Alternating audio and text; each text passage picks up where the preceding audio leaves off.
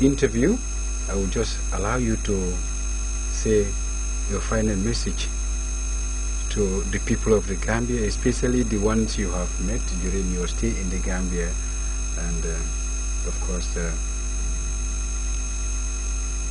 well, my message is to express gratitude and appreciation to everyone whom I've met.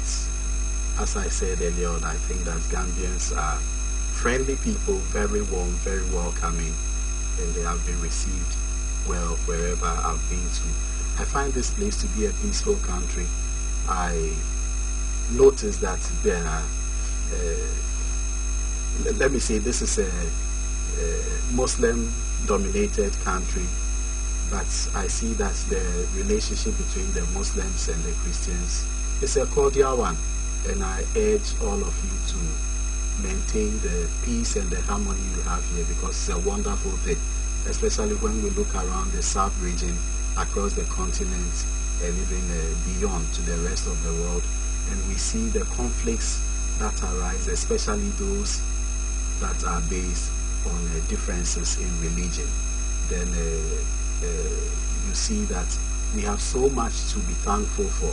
We have so much to thank God for, that over here in the Gambia, Christians and Muslims are able to live together in peace. It's a beautiful country. You have a wonderful culture.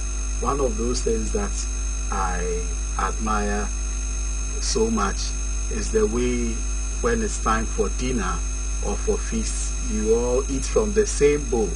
We used to have that in Ghana, but sadly I think that we are losing that. It's disappearing, and I'm so happy, so thrilled that over here you still have that sure. Family, friends, all the people in the house come together and eat from the same bowl. It's amazing and it's beautiful. I want you to keep that. Mr. Bernard Mendy and Mr. James Gomez, two members from the Diocesan Coordinating Committee, which was set up by the Bishop to execute the project Building a Dynamic and Self-Reliant Church. Over the past few Sundays, they have been talking to us or trying to sensitize us about this project. And today, very old Matthew Mendy asked them about how the diocese can benefit from this project. How does the church benefit? We will be coming in to talk a lot more about it in detail in subsequent programs, but maybe to just still respond, complete the answer to that question. I'm sure most of us, if not some of us, have seen the $30 million project that's going on at the Kairaba Avenue near the Bishop's office, the multi-purpose complex building there. That came out as a result of all that we're doing, and the money didn't all come from us, the Diocese of Banjul. We had to write some project proposals and send them to people outside, and they were kind enough to come in and donate here and there some amount of euro, to the extent that as we speak, we are just short of about $3.5 million to complete the 30 million that we need to finish up the project. Now, the rent that will be derived from that project alone is substantial, and the project is expected to repay itself, say, within 7 to 8 years. Now, you can imagine if we replicate this, in another 2 or 3 places, and we've got some plots of land in strategic locations that can be used in a similar manner to be able to generate more income for the diocese. And in terms of this project, our plan is to try and see how we can increase our revenues by 30%, between 2011 and 2013. And already we are close to the 20% mark, Okay, good. Now let's take a look at the formation of the Diocesan Coordinating Board in the Diocese of Banjul. What was the purpose of forming this board? Well, as I mentioned earlier, if we are to put all these structures in place, if we have all these institutions within the diocese, the Catholic Education Secretariat, GPI, CADO, the schools and all those, you need to have an institution that will have an oversight responsibility on those. You don't expect the bishop to be all here and everywhere, you know, money running the schools, running Catholic Education Secretariat, GPI, CADO and all. So the concept was to have a body called the coordinating board that will coordinate the activities of all this.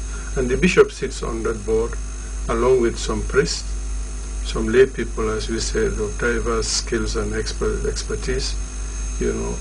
And when we sit, we look at issues. So this is how the board was set up, to be able to help, you know, to have an oversight responsibility on these institutions. And that's why we've been able to get policies, because as we speak, those institutions don't have the required manuals or policies to guide the operation, so that there is consistency across the diocese in terms of what are the expectations. If a staff of the diocese has to go on leave, for example, how many days leave should a staff who has served so many years be entitled to, you know, and have maybe pay structures and other similar things, so that things are standardized.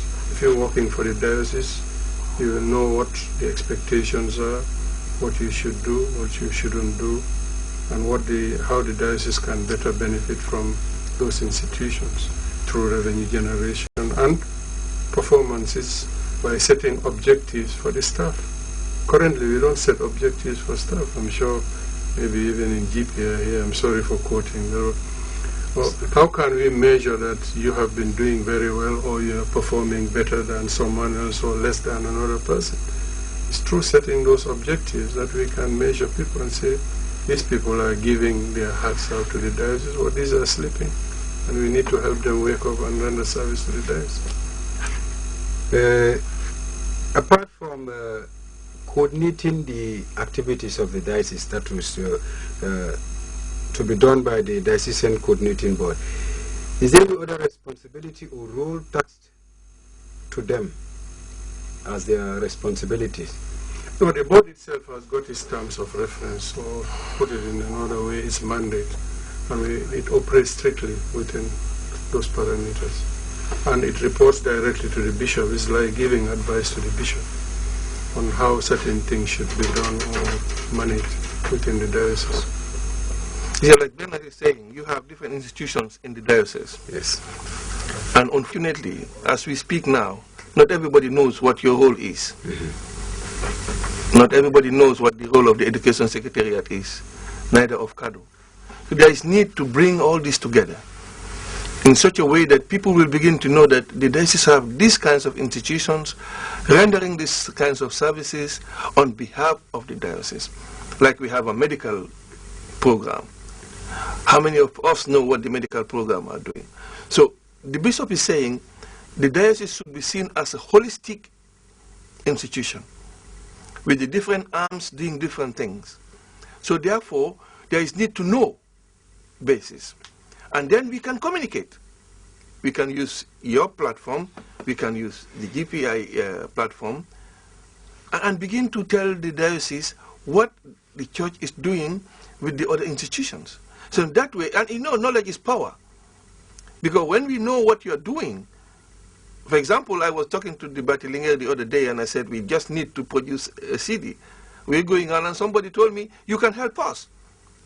I don't think many people know about that. So we have a different approaches, different institutions doing different things that we don't know about.